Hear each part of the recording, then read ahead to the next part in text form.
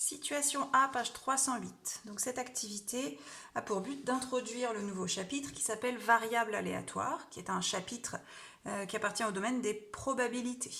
Donc on va travailler à nouveau sur les probabilités en introduisant une nouvelle notion pour vous, qui est la notion de variable aléatoire et de loi de probabilité. Donc c'est ce que nous allons voir dans cette situation.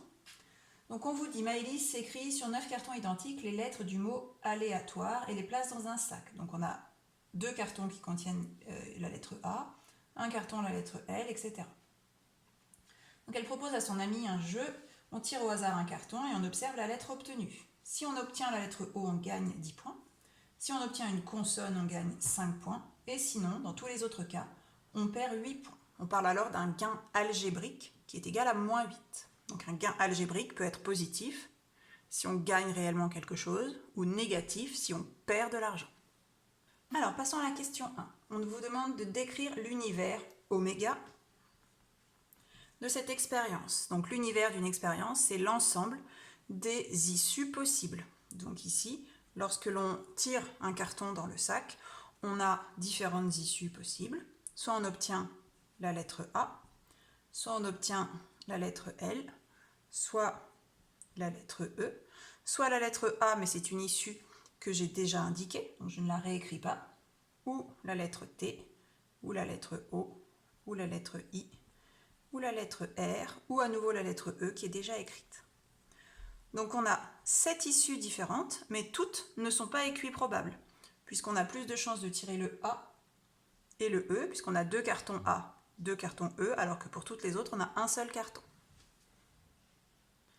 Question suivante, donc on nous dit le gain de Jade est ainsi un nombre dépendant du hasard. C'est une variable aléatoire que l'on notera x. Quelles sont les valeurs possibles de x? Donc définir une variable aléatoire dans une expérience aléatoire, c'est en fait pour chaque issue possible, donc chaque élément de l'univers, faire correspondre une valeur.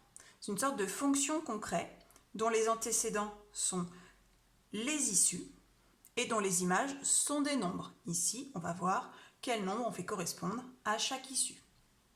Alors, je vais vous le présenter de cette manière-là.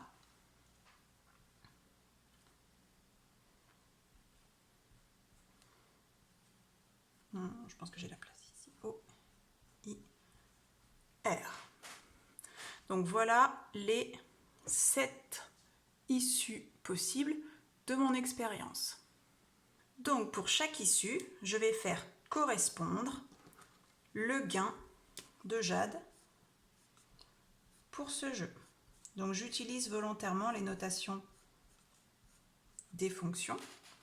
Donc si j'obtiens la lettre A, je ne suis ni dans le cas O ou consonne, donc je perds 8 points. Donc dans ce cas-là, je fais correspondre le 8. Pour L, je suis dans le cas où j'obtiens une consonne, donc le gain c'est 5. Ensuite, E, donc là, comme pour le A, on perd 8 points, puisqu'on n'est ni dans le premier ni dans le deuxième cas. Pour T, c'est une consonne, donc je gagne 5. Pour O, on est dans le cas où on gagne 10. I, on perd 8. R, on gagne 5. Pour le moment, vous constatez qu'il n'est pas question de calculer des probabilités, mais juste d'associer à chaque issue une valeur qu'on appelle, qui s'appelle variable aléatoire. Ici, on a défini une variable aléatoire. Alors, ce n'est pas exactement comme ça que l'on va noter les variables aléatoires. La variable aléatoire va s'appeler x. Si on voulait réellement respecter la notation des fonctions, on dirait que x de a est égal à moins 8, que x de L est égal à 5, que x de E est égal à moins 8, etc. Ok, donc dans la réalité, on ne respectera pas vraiment cette notation-là. On omettra de noter l'antécédent et x désignera une valeur possible de la variable aléatoire. Bien, continuons. J'ai réécrit ici les différentes valeurs prises par la variable aléatoire en fonction des issues de l'expérience. Donc on passe à la question 3.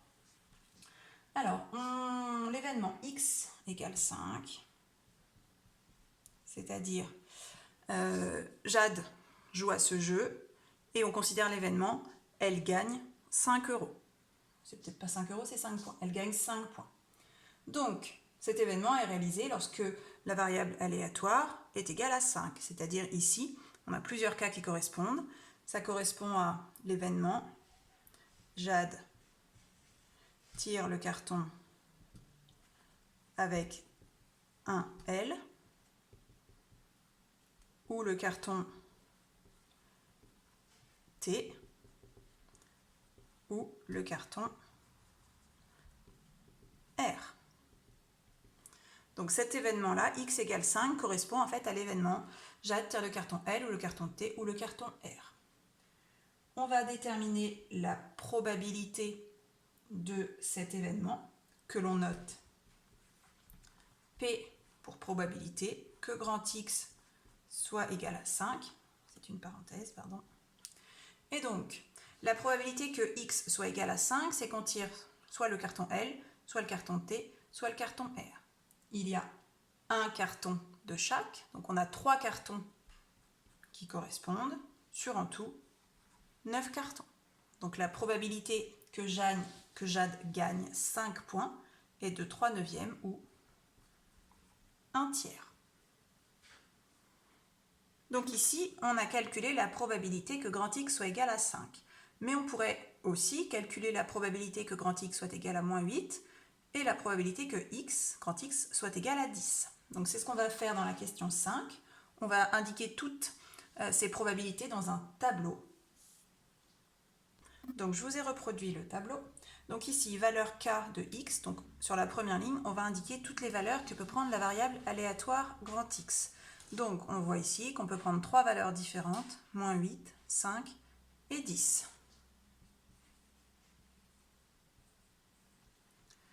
Ces valeurs dans le tableau, on les appelle K. La plupart du temps, on les appellera plutôt XI plutôt que K, avec un petit X, un petit I.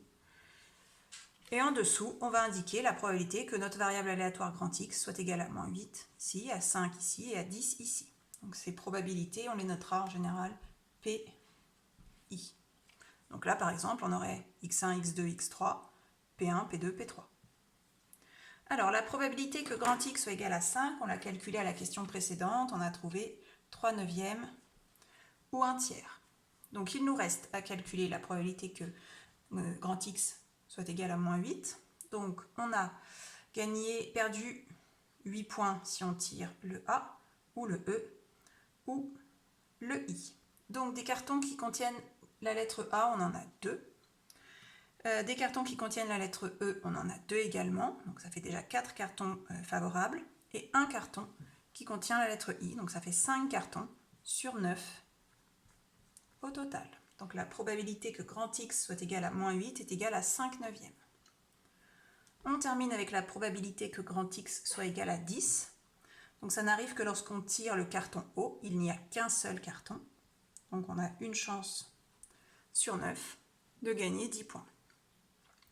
Alors, si on regarde ces 3 probabilités, normalement, vous auriez dû deviner qu'en les additionnant, on obtient toujours 1, puisque ces 3 probabilités sont complémentaires. On est soit dans ce cas, soit dans ce cas, soit dans ce cas. Donc la somme des 3 correspond à l'événement certain dans la probabilité et 1. Donc c'est bien le cas. 5/9 plus 3/9, ça fait 8/9, plus 1/9, 9/9. Donc on résume ça en disant que la somme des PI, donc des probabilités, P1, P2, P3, on pourrait avoir P4, P5, P6 si on avait plusieurs valeurs de X possibles. Donc la somme des PI est égale à 1. Alors ce tableau-là, c'est ce qu'on appelle la loi de probabilité de la variable aléatoire grand X. Donc quand dans un exercice on vous demande de déterminer la loi de probabilité d'une variable aléatoire, on vous demande de faire ça. Continuons avec la question 6. Jade propose à Maëlys de changer les règles du jeu. On ne va désormais utiliser que les lettres du mot aléa, A, L, E et A, donc 4 cartons. On choisit un carton au hasard, donc une lettre au hasard, on la remet dans le sac et on tire un second carton, donc une seconde lettre. Donc ici, on a affaire à 2 expériences successives. Donc dans ce cas-là, le plus simple, ça va être de faire un arbre de probabilité pour bien voir toutes les situations possibles et calculer de manière facile les probabilités. Donc on nous dit, si elle obtient 2 voyelles, elle perd 3 points. Si elle obtient 2 consonnes, elle gagne 5 points. Sinon, elle ne gagne ni ne perd 2 points. Cette fois-ci, on note Y le gain. Donc Y, c'est la variable aléatoire qui, pour chaque issue de l'expérience, fait correspondre le gain de Maëlys. Déterminer la loi de probabilité de la variable aléatoire Y. L'objectif final de cette question, c'est d'avoir un tableau dans lequel on trouvera toutes les valeurs possibles de notre variable aléatoire et en dessous les probabilités de ces valeurs.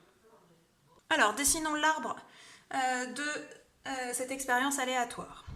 Donc, première épreuve, on tire une lettre. On obtient soit A, soit L, soit E.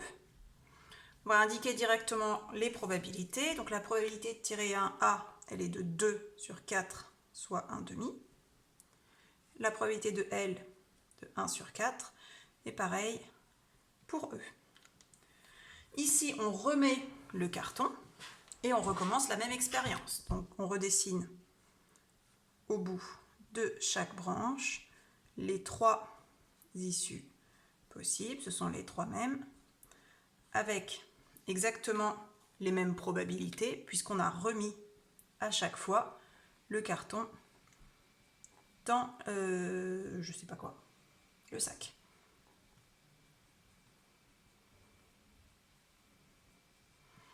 Ok, alors maintenant qu'on a fait l'arbre, on va indiquer en face de chaque branche la valeur de la variable aléatoire Y. Alors, quand on obtient 2 voyelles, on perd 3 points. Donc on va déjà repérer tous ces cas. Donc là, AA, 2 voyelles, on perd 3 points, donc Y vaut moins 3. Ça arrive ici aussi, pas là, ici et ici. Ensuite, si on obtient 2 consonnes, on gagne 5 points. Donc ça ne peut pas arriver là parce qu'on commence par un A, ni là parce qu'on commence par un E. Ça n'arrive qu'ici, Y égale 5. Et dans tous les autres cas, on ne perd rien, mais on ne gagne rien non plus.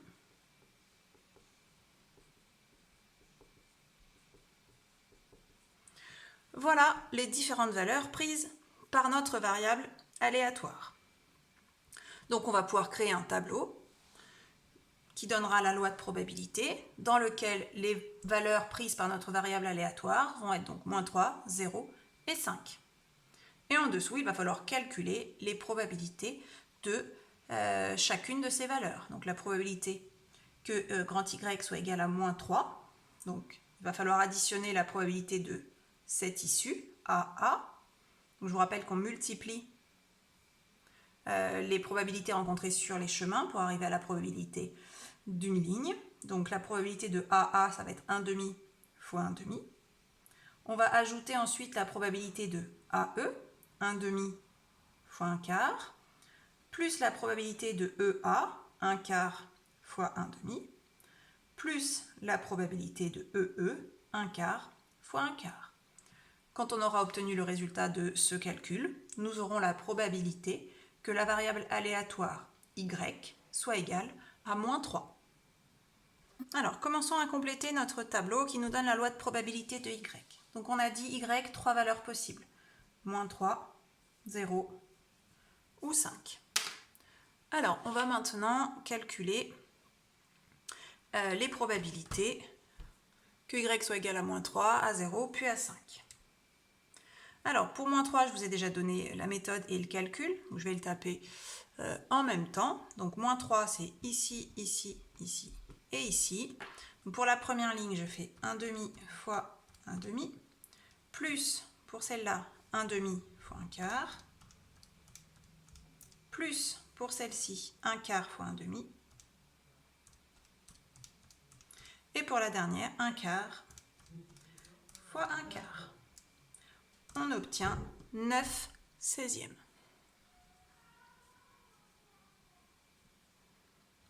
On continue pour 0. Donc on a cette ligne, celle-ci et celle-ci.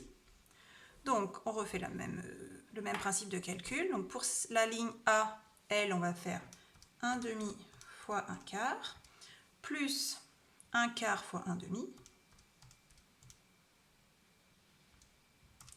plus 1/4 fois 1/4, plus 1/4 fois 1/4 encore une fois.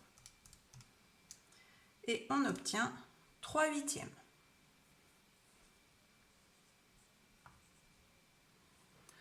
Pour la dernière, deux possibilités.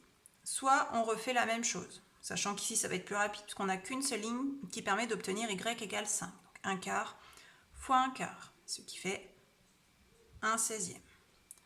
L'autre possibilité aurait été de se souvenir que la somme des trois probabilités fait 1. Donc on aurait pu faire 9/16 plus 3/8, ce qui fait 15/16, puisque ça c'est la même chose que 6/16. Donc 9/16 et 6/16, ça fait 15/16. Et pour arriver à 1, il nous manque bien 1/16. Donc voilà la loi de probabilité de Y.